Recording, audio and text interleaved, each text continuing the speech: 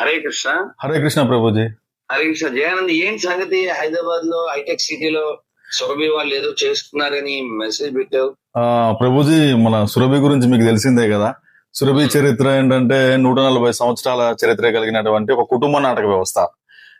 మాదేంటంటే 1885 సంవత్సరంలో ఇది కడప జిల్లాలోని సొరుగు అనే విలేజ్ లో తోలుబొమ్మలాటతో మొదలైంది ప్రభుజీ సురభి నాటకం అనేది. ఆ తోలుబొమ్మలాట ఏంటంటే తెర వెనక బొమ్మలను కదిలిస్తూ అప్పుడు మా వాళ్ళు నాటకాలు ఆడేవారు. రాను రాను ఏంటంటే కొంచెం అప్గ్రేడ్ చేస్తూ తెర ముందుకు వచ్చి కళాకారులే నటిస్తే బాగుంటుందన్న ఉద్దేశంతో కళాకారులు వేషధారణ వేసుకొని అక్కడ అప్పట్లో పరిస్థితుల్లో ఆ ఊరి అరుగు మీద నాటకాలు వేస్తూ అట్లా ఉండేవాళ్ళు. అలా ఏంటంటే మన పౌరాణిక భాగవతం ఇతిహాసాల నుంచి ఏదైనా ఒక కథను తీసుకొని జనాలకి పద్య రూపంలో మోడల్ రూపంలో మన సురభి టెక్నాలజీని ఉపయోగిస్తూ అప్పుడు మన వాళ్ళు చేసేవారు.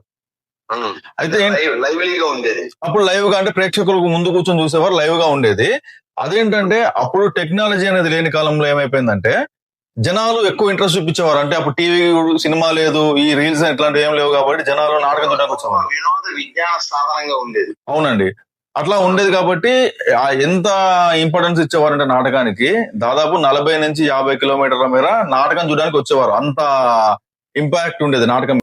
ముఖ్యంగా భాగ్యనగర్ లో ఉండేటువంటి మన తెలుగు మిత్రులు బంధువులందరికీ మా యొక్క విజ్ఞప్తి, సురభి నాటకాన్ని మనం బతికించుకోవాల్సిన బాధ్యత తెలుగు వారిగా మనకుంది.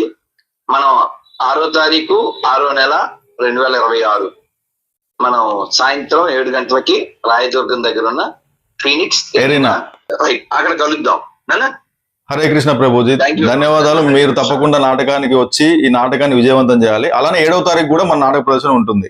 చాలా సంతోషం. సురభికి పునర్వైభవం రావాలని పరమేశ్వరుని కోరుకుంటూ నమ పార్వతీపతయే హర హర మహాదేవ. జై శ్రీరామ్. జై శ్రీరామ్. హరే కృష్ణ.